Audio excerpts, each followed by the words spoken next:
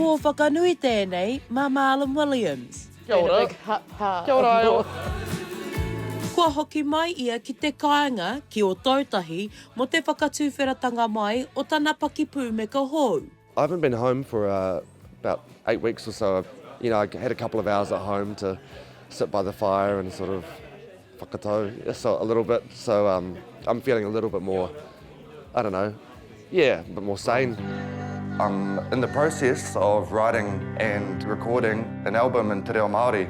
Ko te paki pūmeka, Ngā Ao e rua, e ruku ana ki te ara reo Māori o Williams.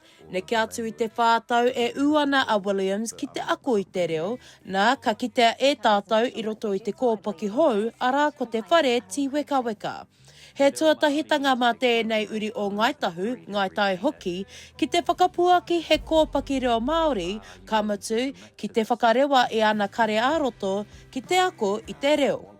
I was trying to use waiata as a way in, as a sort of a foot in the door. But of course, there's the whakamā, there's the apprehension of, you know, of entering that space, and it's, yeah, I've still got it. I always feel like I'm just constantly getting to the bottom of the hill again. So it's, yeah, it's a humbling experience.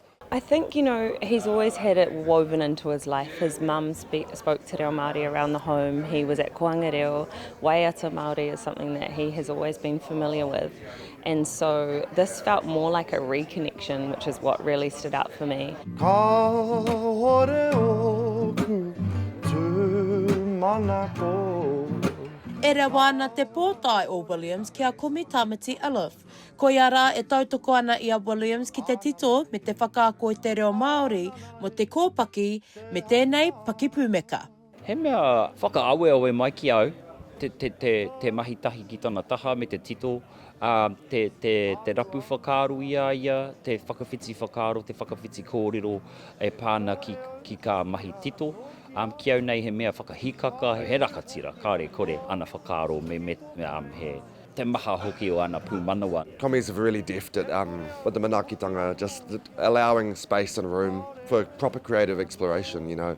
There's obviously the big scary fact of me not speaking te reo Māori fluently and relying on them as a matanga reo, but also as a collaborator, you know, we're co-writing songs together. The hats that Komi wears are multiform and very impressive. Always like fall back on our creative partnership as sort of what keeps things, you know, tika.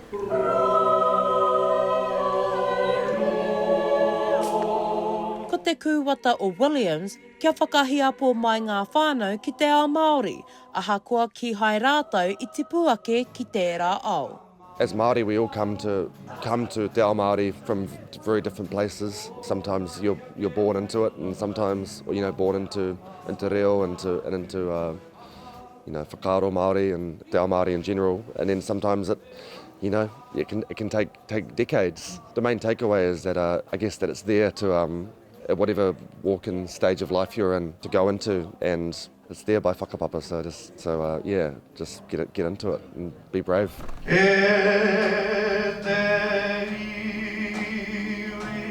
Hei te rangi nei, ka whakarewaina te paki pūmeka ki te ao, hei timata ake i te marama pūoro o Aotearoa.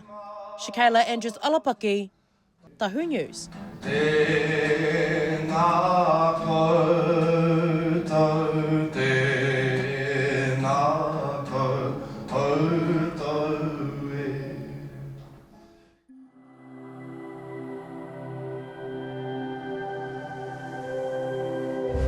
Ko te reo, te take.